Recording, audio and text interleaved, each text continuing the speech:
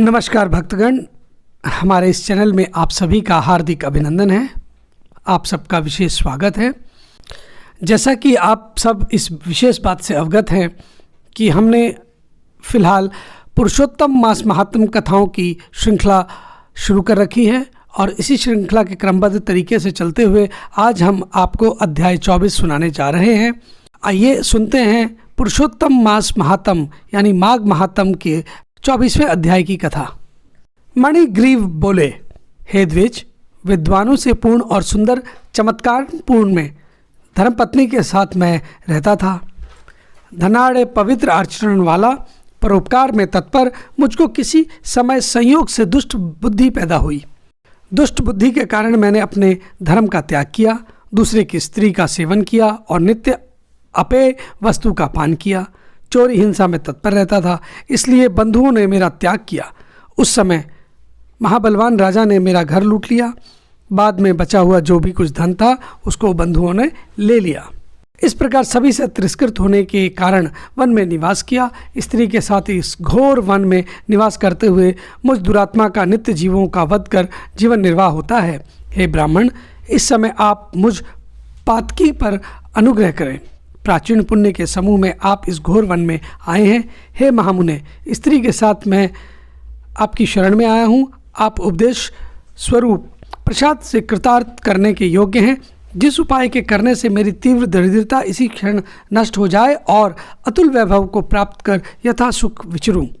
उग्रदेव बोले, हे महाभाग, तुम कृतार्थ हो गए जो तुमने मेरा अतिथि सत्कार किया। इसलिए इस समय स्त्री सहित तुमको होने वाला कल्याण को मैं कहता हूँ, जो बिना व्रत के, बिना तीर्थ के, बिना दान के, बिना प्रयास के ही तुम्हारी दरिद्रता दूर हो जाएगी।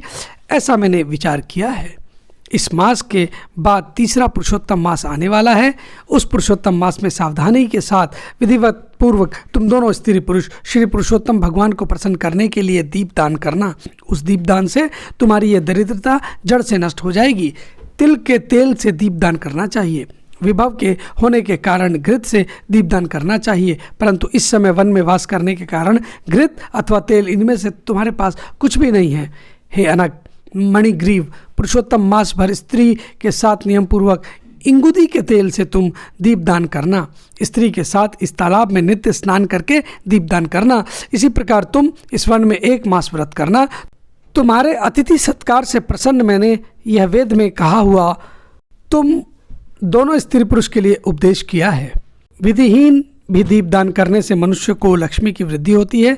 यदि पुरुषोत्तम मास में विधि पूर्वक दीपदान किया जाए तो क्या कहना है। वेद में कहे हुए कर्म और अनेक प्रकार के दान पुरुषोत्तम मास में दीपदान की 16वीं कला की भी बराबरी नहीं कर सकते हैं। समस्त तीर्थ, समस्त शास्त्र पुरुषोत्तम मास के दीपदान की 16वीं कला को भी नहीं पा सकते हैं। योग, दान, सांख्य, समस्त तंत्र भी पुरुषोत्तम मास के दीपदान की 16वीं कला को नहीं पा सकते हैं। कृक्षु, चंद्रायण आदि समस्त व्रत पुरुषोत्तम मास के दीपदान की 16वीं कला की बराबरी नहीं कर सकते हैं। वेद का प्रतिदिन पाठ करना, गया श्राद्ध, गोमती नदी के तट पर सेवन पुरुषोत्तम मास के दीपदान की 16वीं कला की बराबरी नहीं कर सकते हैं। हजारों ग्रहण, सैकड़ों व्यतिपात पुरुषोत्तम मास के दीपदान की 16वीं कला की बराबरी नहीं कर सकते हैं। कुरुक्षेत्र आदि श्रेष्ठ क्षेत्र, दंडक आदि वन पुरुषोत्तम मास के दीपदान की 16वीं कला की बराबरी नहीं कर सकते हैं। हे वत्स, यह अत्यंत गुप्त व्रत जिस किसी के कहने लायक नहीं है, यह यश, धान्य, पशु, पुत्र, पौत्र और यश को करने वाला है। बंध्या स्त्री के बांझपन को नाश करने वाला है और स्त्रियों को सौभाग्य देने वाला है। राज्य से गिरे हुए राज्य को राज्य देने वाला है और प्राणियों को इच्छानुसार फल देने वाला है।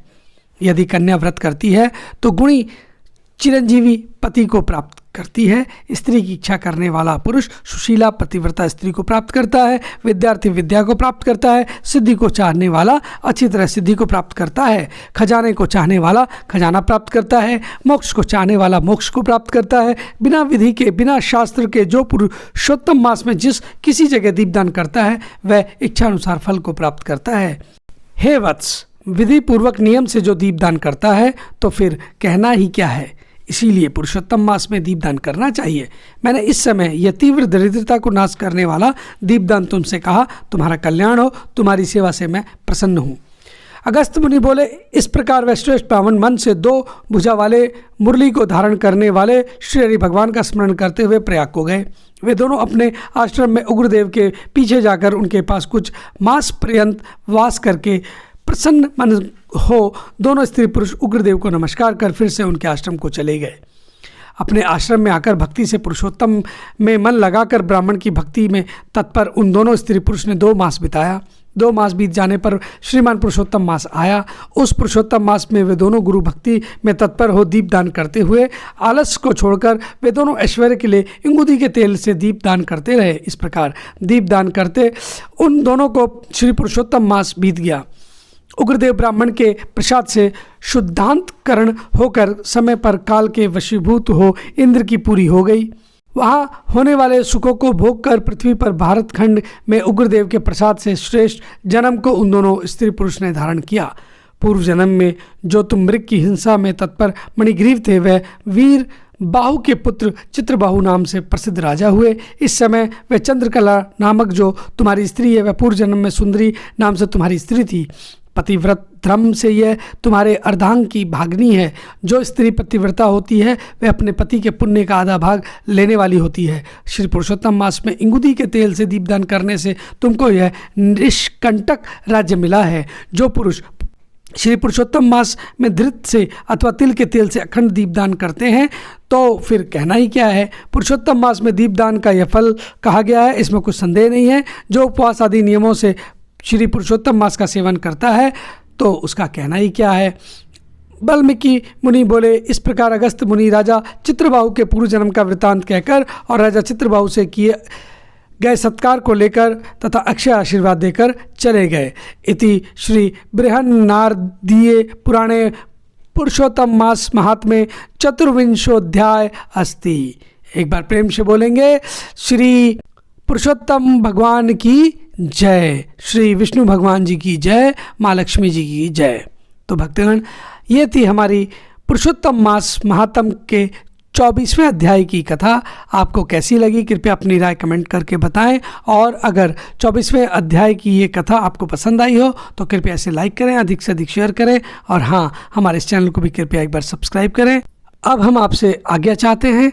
अगले एपिसोड में एक और नए पुरुषोत्तम मास महात्म्य कथा के साथ फिर हाजिर होंगे। तब तक के लिए नमस्कार।